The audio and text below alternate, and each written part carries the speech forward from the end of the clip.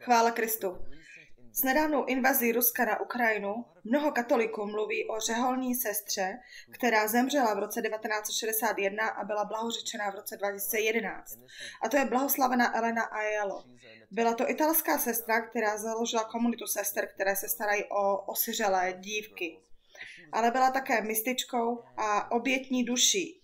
Měla stigmata. Měla proroctví o ruské invazi. Chci se s vámi dnes o toto proroctví podělit, ale chci zdůraznit, že její život je mnohem víc než pouhá proroctví. Jako obětní duše nám ukázala velkou lásku Pána, zejména v jeho utrpení pro nás. A tak nechci nijak snížit krásu jejího života. Ale měla proroctví o ruské invazi, takže vám je dnes přečtu.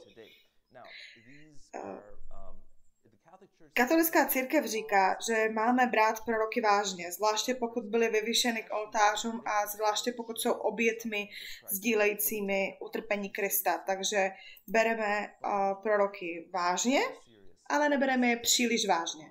Někdy se mohou mýlit, i když jsou svědci.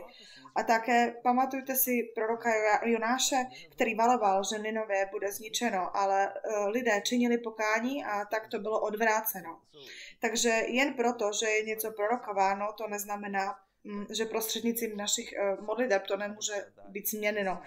Takže s tímto základem toto je, co Panna Maria údajně zjevila blahoslavené Eleně. Říká, lidé už nemluví v souladu s pravým duchem evangelia. Nemravnost doby dosáhla vrcholu. Ale lidé neposlouchají má mateřská varování, takže svět musí být brzy očištěn. Pokud se nebudeme modlit, Rusko projde celou Evropou.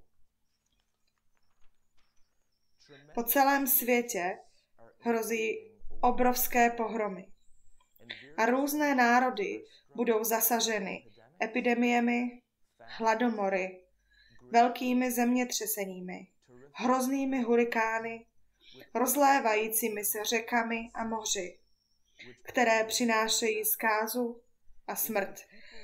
Pokud lidé v těchto pohromách přírody nepoznají varování o božím milosrdenství a nevrátí se k Bohu s opravdovým křesťanským životem, další hrozná válka přijde z východu na západ.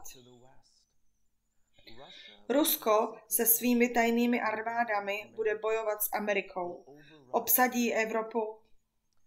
Řeka Rýn, to je jedna z řek v Německu, řeka Rýn bude přetékat mrtvolami a krví. Čtení z písma. Pán říká Ezechielovi, ustanovil jsem tě strážcem domu Izraele.